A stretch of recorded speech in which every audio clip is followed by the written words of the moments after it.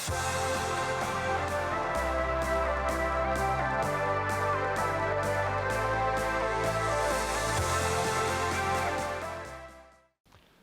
afternoon.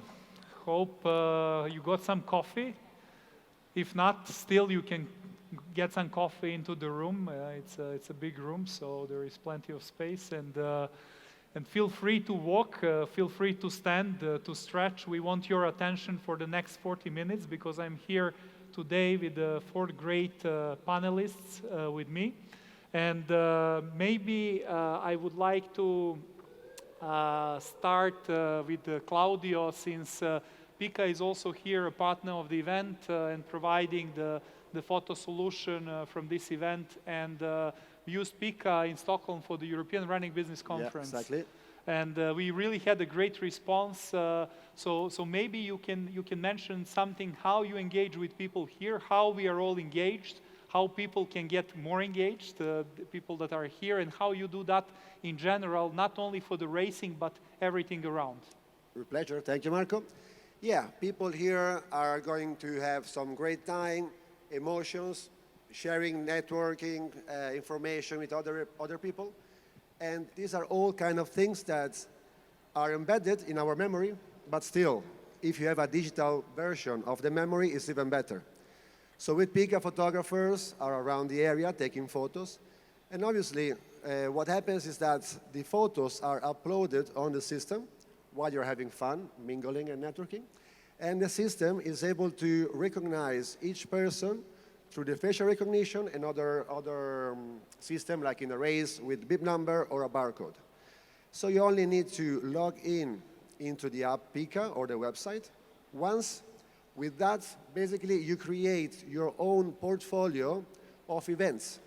So basically you are creating your own history of all the events you attended where the photos are delivered through Pica.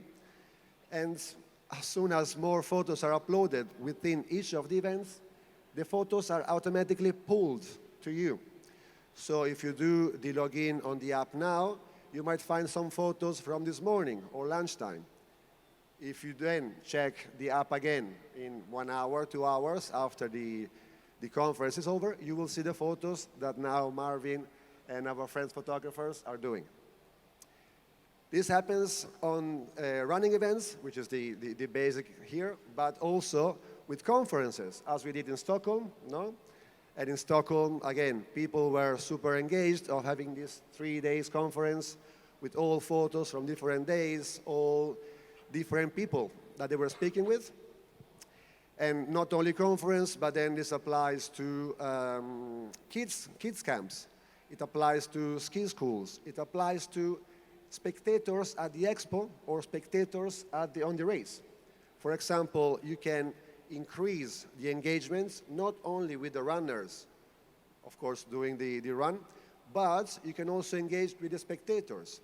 So the spectators could log into Pica and get their photos through a selfie for when they are celebrating their beloved, their friends, the charities. No, charities are always looking for ways to get more branding out, more information about the charity. So this is a simple and great example on how the photos can be used. And I mentioned the kids camp, Marko, because the fact that with Pica, you're only able to see your photos if you are in it. You cannot see the photos of other people.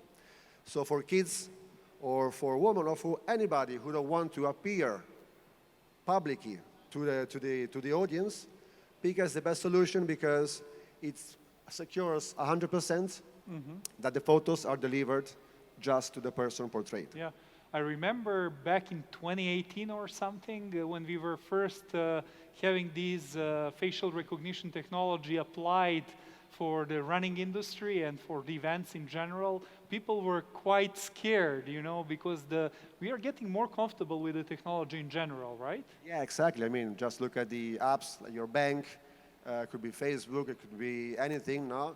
At the passport control, you just go there, wait a second, you get scanned, and then you're fine. Yeah, it's amazing how technology changes us.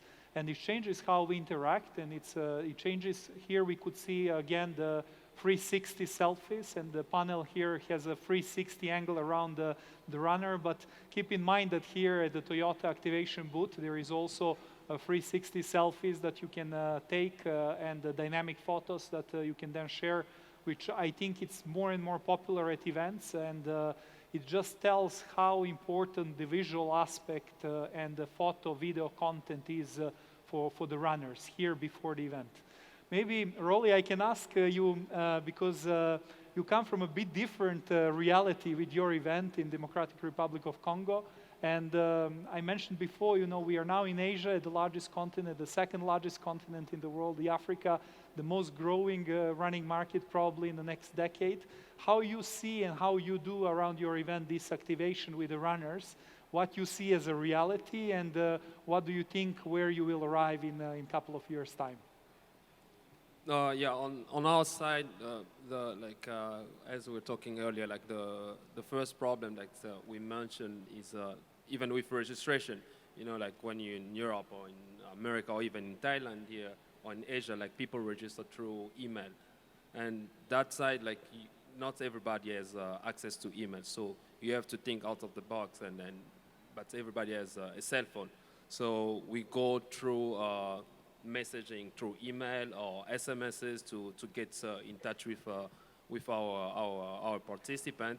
And in some cases when we keep on using email, and then with email at least we can have the data to see who has opened the email, who has read the email, who has clicked the link to the registration or any link that we send.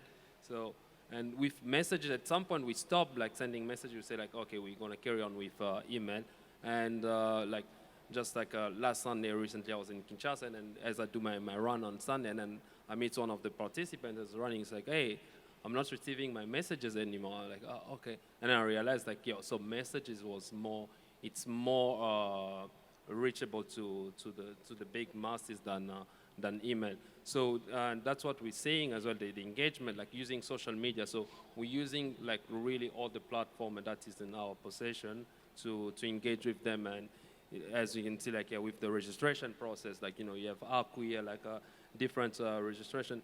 We are not yet able on that level to use only one registration process, because there's also physical registration. People still register as well on rest day.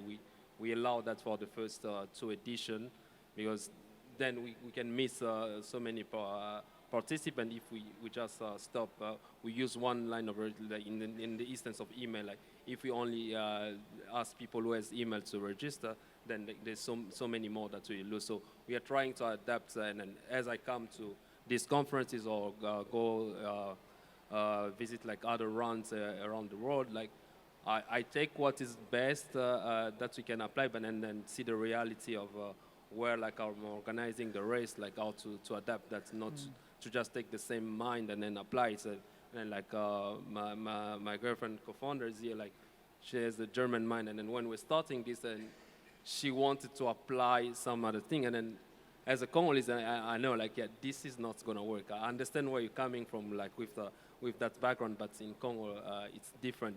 You have to use a different way to get to the participant. Yeah. Yeah, that's the angle I wanted to tackle, because we are looking. I have been in Asia I think 14 years ago, before the big running boom in China, for example, and I could remember still a lot of people registering in person the day before or on the day of the event, and with that kind of size of the events, that was really problematic. Then in Africa, I could see that a lot of people are using the M-Pesa type of service, so pay by phone service, not in a digital, but in a mobile currency. Yeah, and exactly. Yeah, that as well, registration, not everybody has a bank account, so you cannot expect them to pay online with a card, a credit card. So we have to think about cash registration. So that's also and at the back of it, it's great. After that, you have to bring everything together to make the calculation, and to know the spot that is being registered online. People are registering physically. So there are those challenges, and then we have to accept that, because we cannot just choose one way and then force people.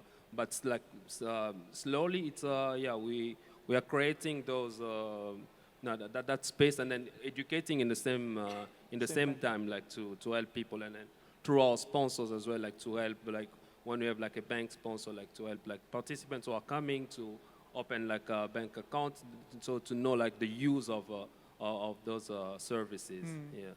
So. That's and also there is quite a few banks that are sponsoring or even owning marathons and races in Africa, and I think that's a great trend, and it's also a way to proliferate also the payment methods and online payments and use of credit cards online, etc. But again, it limits also the way how you can engage with those people, because once they are not accessing your event digitally, not registering, you cannot also trace where the registrations are coming from. So it's much more challenging. Exactly. That's true. But yeah, we have to deal with that, and then as you say, like in the years coming, I think like people will get used to that, and then we'll understand more like better, and also like promoting for like races around the world, and then we trying as well to get people to go to those different, even like just coming from the team that we work with, like it's difficult to pass the message if they have never been like, you know, in other races around the world, to see how like things are being done differently from what we are doing. Great, thank you for bringing that reality as well, so that people understand that we are all facing with different challenges, you know, and engaging with runners, it's not that easy. Sometimes when we think from a Northern American or European or even Asian perspective, that there is certain limitations in how we can engage depending on the leads and how the registrations are coming. But I believe in simplicity, and I believe that when people get their service, they are happy. And I have been at the massive races in Addis Ababa with the Great Ethiopian Run that are really having tens of thousands of people who are registering in a very simple way, using a very simplified service, but in the end they come out with a great experience, and they return. And I think by providing this service, we are engaging with them long term. Exactly. So I think this retention is very important. Exactly. Yeah. Great. Thank you.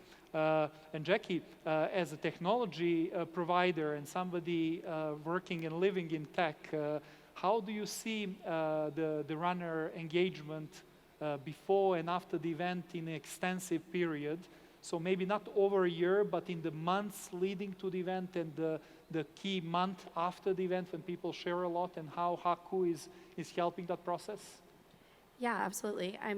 We really look at the customer journey through the lens of each stage of the journey, right? It's just the discovery phase, how a customer finds your experiences, your races, your organization, your brand. How do they get into the engagement phase? Then the delivery phase, which is the actual event experience, and then post-event, which I like to call the nurture phase, right? Mm-hmm. So they become a customer. How do you nurture them so that they keep coming back, they keep spending with your organization? So that's really where we like to start, and where we advise our customers to start when they think about planning or designing their customer experiences. And one of the things that you can really rely on technology for, or should be able to rely on technology for, is reliable and easy access to your data to understand who your consumers are. Because if you don't understand your consumers, to Rolly's point, you can't design an experience that works for them. You can't design an experience that doesn't work for people who don't have access to credit cards.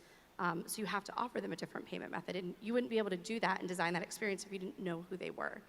So that's really one key thing that we feel technology can provide, and that event organizers can rely on to really design the best experiences and the best journeys for their customers. And then the other thing I'll say is that, the journey is long before someone gets to your registration form, it's long before they get to your event, and it's long after that as well. And there's so many pieces that go into it. Not every touch point is gonna work for every consumer. So technology is really just a lever to pull to craft and design that experience. So are you using paid advertising, paid digital advertising, organic social, email marketing?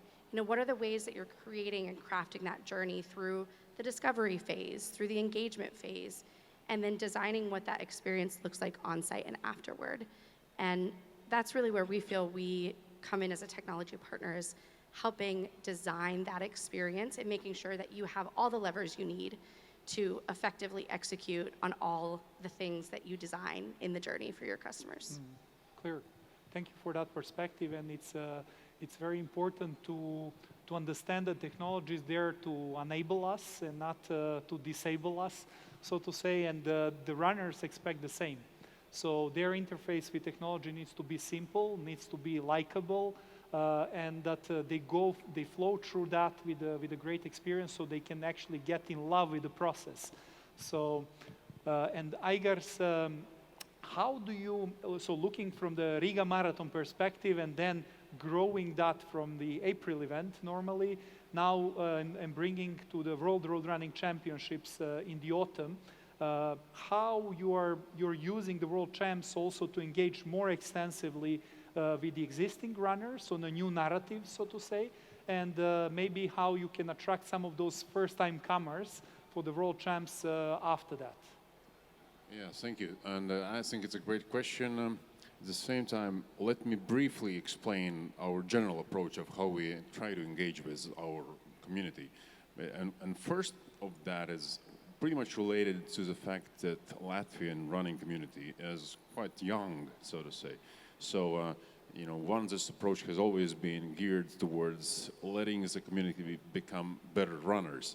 So we have had things like running schools, everything for free, of course, like big training programs, public and open to anyone, with us hiring top coaches and going through programs with athletes. Then programs like My First Marathon, where we would engage everyone who is just trying to do his first race, no matter whether it's 10K or half marathon or marathon. And then we would engage them publicly, get them the best gear, and they would share their experiences online, and on the way inspire lots of other people to join our running community.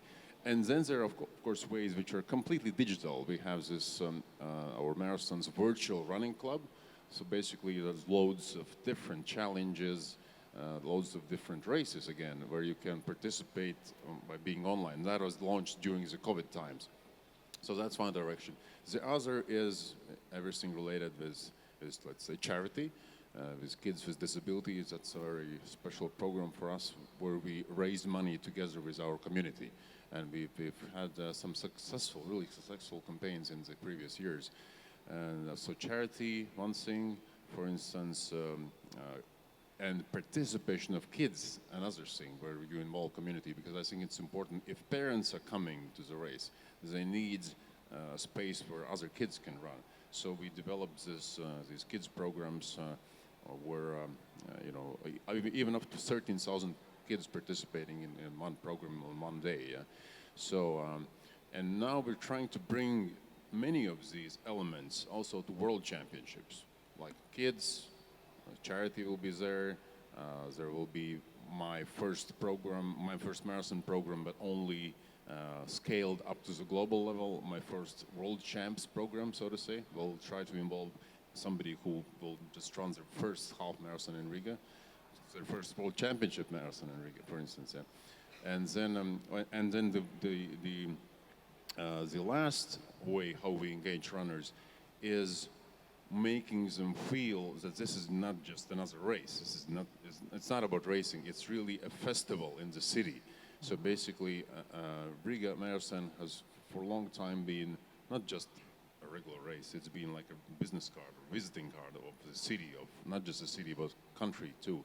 So showcasing culture, singing, dancing, music, all that sort of thing. So we're bringing that picture of Latvia and Riga from Rimi Riga Marathon also to World Championships. So that is our overall idea of how we are trying to engage in all sorts of different ways, both digital and physical, and trying to work with them throughout the season, so basically throughout the whole year. And one very important point is, I think it's that engaging in community in many of these different ways also lets us engage with our sponsors in different ways, because each of these lines, each of these directions, we can sell.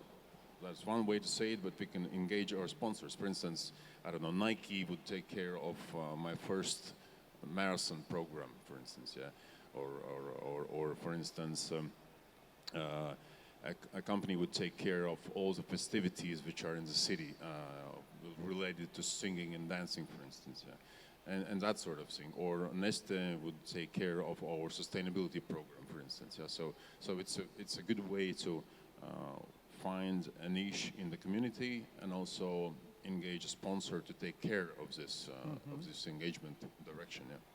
And this sponsorship engagement, it's also important. And then once you get more partners on board that they can engage around your event, means that people are engaged with the event itself. So how you do that? Yeah, absolutely. I think it's very important, and we discussed this point yesterday in detail. Actually, some of the speakers mentioned that it's for us. It's important not to sell numbers or not to sell, race as such, but we go to every sponsor with a tailored program, and based on their needs, based on their audiences, we try to develop a specific program, which of course involves community and it's basically like a campaign for each of the sponsors, and we try to actually do it. Since our background is not sports, we come from marketing background, for PR, from events background, so that's why we gear everything towards what we know best how to do is making campaigns and making sponsors happy. And in that way, when we make sponsors happy, of course, you make community happy. Yeah, so. Great, and that's additional engagement with the participants. Yeah. Can I jump in one second? Yes, please. On the multiple touch points, on the engagement with participants, and on technology, something that can be used for engagement is photography. Yeah. Because eventually, if then a runner sees the photo of his achievements, or of the expo, or of this training, even the volunteers, but anyway, they see the image, automatically triggers emotions, triggers the feeling of achievements, no? that they accomplished in the race, and they may register for the next event. Or at the bar, at the restaurant with their friends, they can be talking about the event, and suddenly, puff, show the photo, and get a friend to sign up for the race. Yeah, exactly. Like talking about photography, like we have had those situations where someone didn't want their kid. We organize as well like small races for kids. Didn't want their kids to take part at the race, and then they put them in front of at the starting line. It's like, yeah, how do you want that?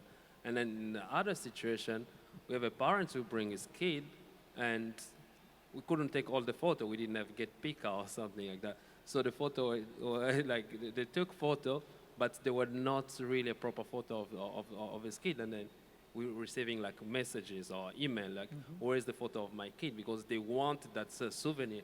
And I didn't have a solution to that. Like we go through a database, but there was no like a picture of it, because that is like when we share like on Instagram or social media, this is another way for us to engage with the participant, because they look forward after the race to see their picture, to see their face, to share with their friend, and then that's I guess like where like your technology and stuff like that is important to us to share with the runner and the participant. Yeah. And that's absolutely true. But then you share the photos online, and you need to be able to get the runner or the participants online when you are sharing the story, because then 24 hours later it's gone. Or you post on the social media, on Facebook somewhere, and on the wall, on the feed, I mean, how many posts are happening every minute? So suddenly the post could disappear. But then if you manage to get the photos always there, available to the people, it's no longer the runner chasing the photos each time he thinks about the photos. It needs to be automated, Yeah, it's the photos that are chasing the runner and attached like a koala on a eucalyptus. Yeah, and Jackie, you mentioned nurturing phase, and I was just thinking about one thing. If we are thinking about engagement, what really engagement means? That means that people connect emotionally, they exchange, they fall in love. They fall in love with our events. They fall in love with our life-changing experience that our sport offers.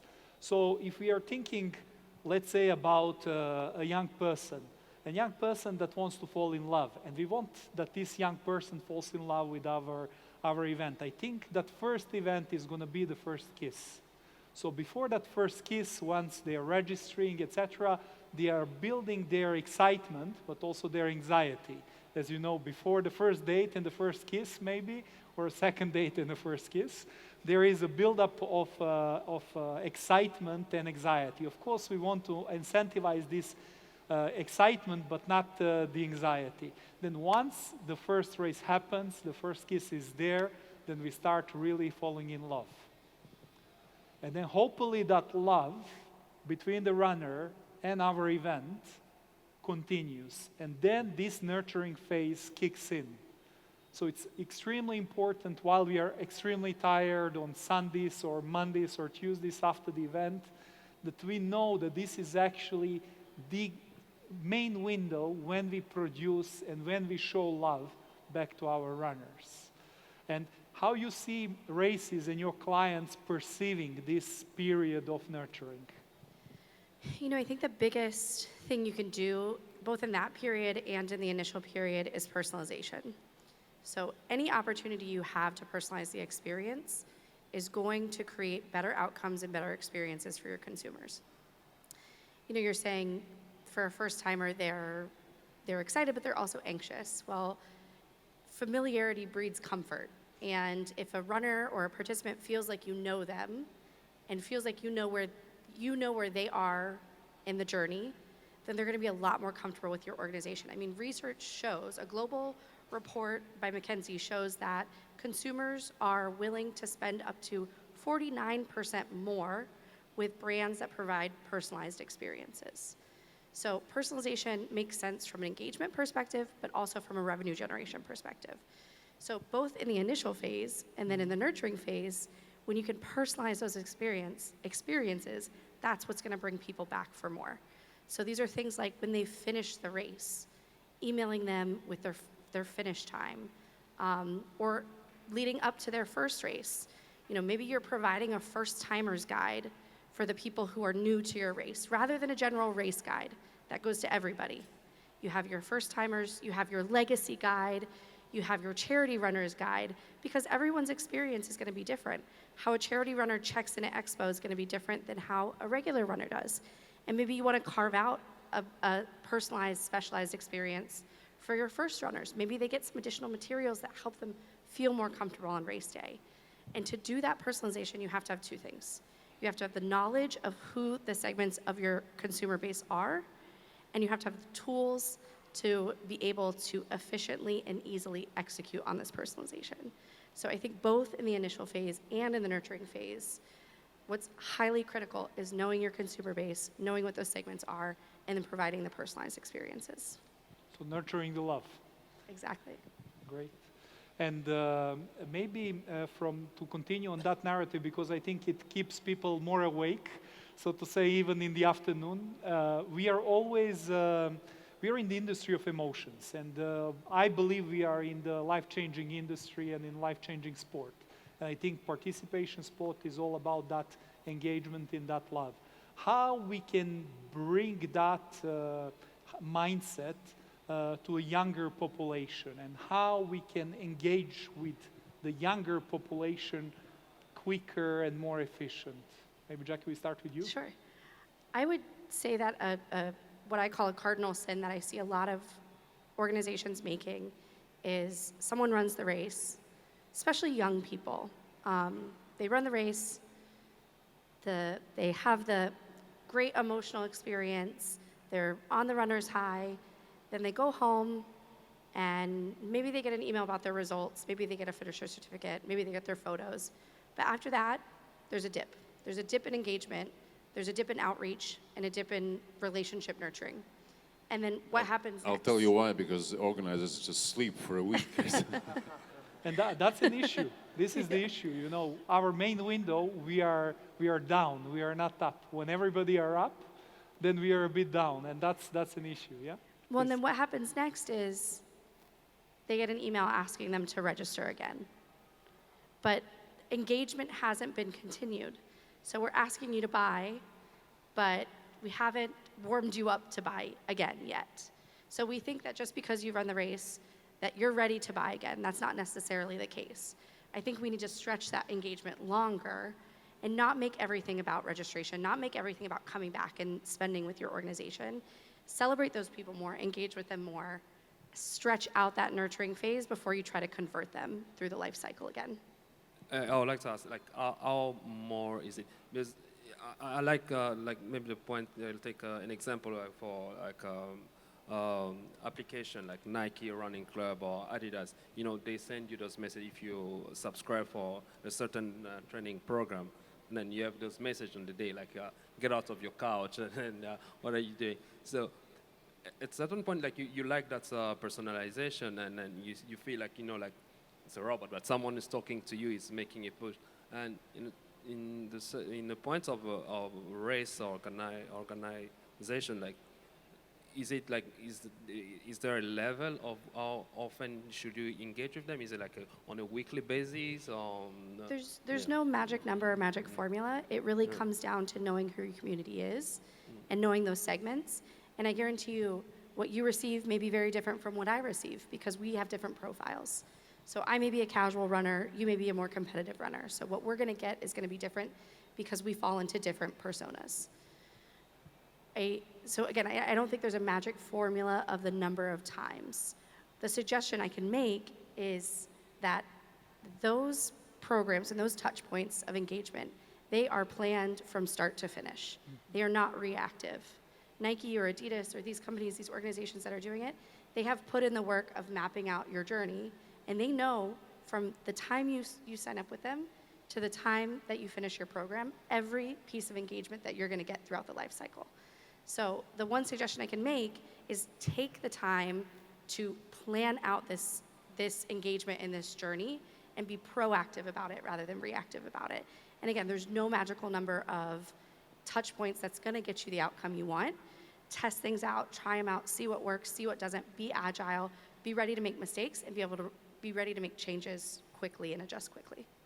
And it will, of course, always depend on the distances the persons are involved. Like you say, I mean, you know, ultra runner and the marathon runner will completely different than a 5K runner, which sometimes are impulse runners, etc. And even different than a mile runner, for instance, where you'd have your whole family involved, and maybe the grandma will be the one making the decision whether to participate or not, for instance. So yeah. And you don't even have to do anything hugely transformational. Start small. You know, many of our organizers, one of the small pieces of personalization that they do is every distance, the confirmation email, the language is customized. It's not the same. Because what a 10K runner is going to need to hear about the race when they get their confirmation email is different from a 5K runner or a marathon runner. You know, a marathon runner may include a training program. A 5K runner may include something else. So it doesn't have to be these, you don't have to do a huge transformation to make strides and make advancements. You can do these small pieces. They're going to add incremental value. And when we speak about the runner engagement, it's not only the runner engagement 360, you know, all around. For me, that engagement is also between the runners. And we don't tend now to GDPR even more, but we don't tend to over-connect the runners. And I think the mindset of the music festivals, singing festivals, of beer festivals, etc., has a much better participant engagement than our events do. Our runners tend sometimes to run for 2.5, 3 hours, 4 hours together next to each other, never to get to know each other. And I think we should always think how our running events can transform to be running, beer, beach, whatever we have as environment festivals, that people can connect before and after. And I think we should definitely use the technology in that sense, that people are engaged with our event because they're engaged with our other people. Because eventually, none of us want to be engaged with a brand, an event brand, but we want to be associated with people that are also of the same mindset and that they are coming to those events. So how do you see technology generally helping blend more people into each other before, after the event? Do you see some possibilities for doing that, connecting the runners between themselves? I might just give an example of what I already mentioned, that during the COVID time, we developed this virtual running club, which was done by sports heroes. I think that's the same organization which is used by the World Marathon Majors. So, and that platform actually turned out to be super useful for us. I mean, and not just during the COVID times, but even now when people don't want to run virtually anymore, but still they use the platforms, they still participate in those challenges, they see who is on top, who's earned how many points, and etc. So sometimes I think it's we always thought it would be just a short-term deal to use the virtual running club, but actually it turns out maybe that's something for the long term, yeah. But just one example, yeah. Mm-hmm. I guess as well, like the other points can be as well, like with training program where you bring people, of course you use technology, like things like Strava for those training program. I think there was a comment from, I think from New York or Toronto where like someone said like running is becoming the new golf, because imagine like training with someone, like they say the best idea come from work when you're doing like walking or and then running. Like when you're training with someone, you build a certain relationship that takes you, through the emotion, and then and technology play a great part. What it say, like just take an example of learning a language, using Duolingo, and then you're seeing like the leaderboard, and you're like, oh yeah, this person like. But of course, in that one, you don't have like the possibility maybe of exchanging directly with those person. I think with people in technology like Haku, like if there's that those options, those feature where you can reach out, like even in Strava, well, like you have people like encouraging you like for your training program. Mm-hmm. So those create that sense of community.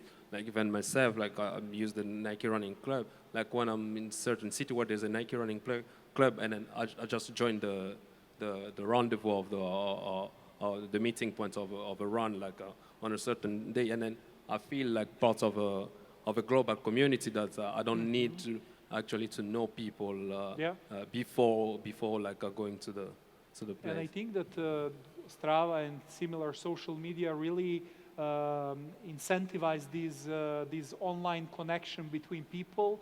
And I think that people engagement means connection, engagement means exchange, and this is where the running groups, urban running groups or general running groups in urban areas have been extremely successful, especially when they were building the culture that was coming on top. So it was not only that we were engaged to each other, knowing each other, but we were engaged around certain set of values or set of living preferences and cultural preferences.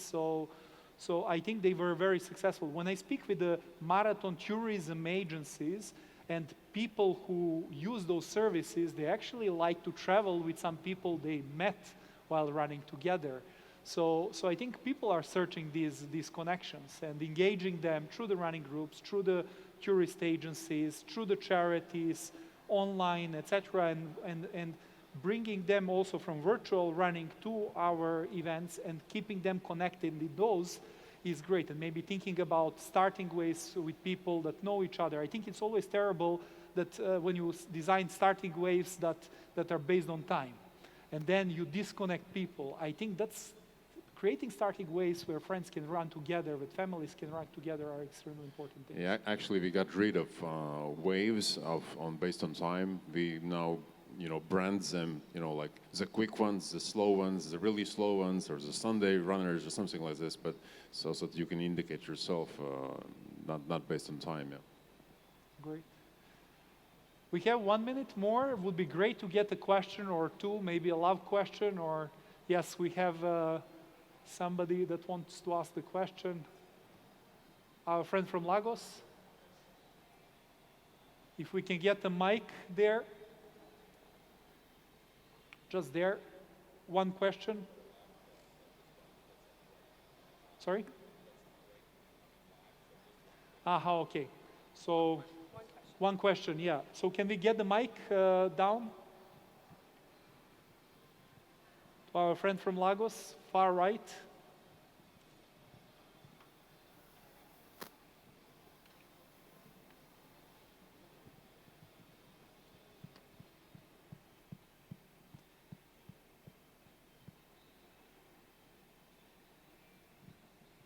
Thank you very much. It's not really a question, it's just to acknowledge the fact that a lot of the discussion here today are things that we've practicalized in Lagos and works very well. Engagement of the runners has helped us in knowing that we needed to create a 10-kilometer race for those who are not too serious-minded 42-kilometer runners. It has also helped us in reshaping our registration strategy. We have the same struggles, people doing paper registration. But the most significant thing we've achieved is the fact that we've been able to bring sponsors into our organization as members of the organizing committee. That has helped us in revenue increase. It has also helped us in increasing our data research and other information, because every sponsor spends money in getting data for us and in also engaging the runners so that we know what to do next. This has also led us into creating smaller races in other cities, because the Lagos race has become primed and we know what runners want that we may not be able to give them in Lagos, and we're giving them in other areas. So this is very significant. That's definitely using those resources in. Absolutely. Thank you. Thank you for that input, and thank you everybody. Our time is out, but we are going to attend your question now in the audience. Thank you. Thank you, everybody. Thank you. Thank you.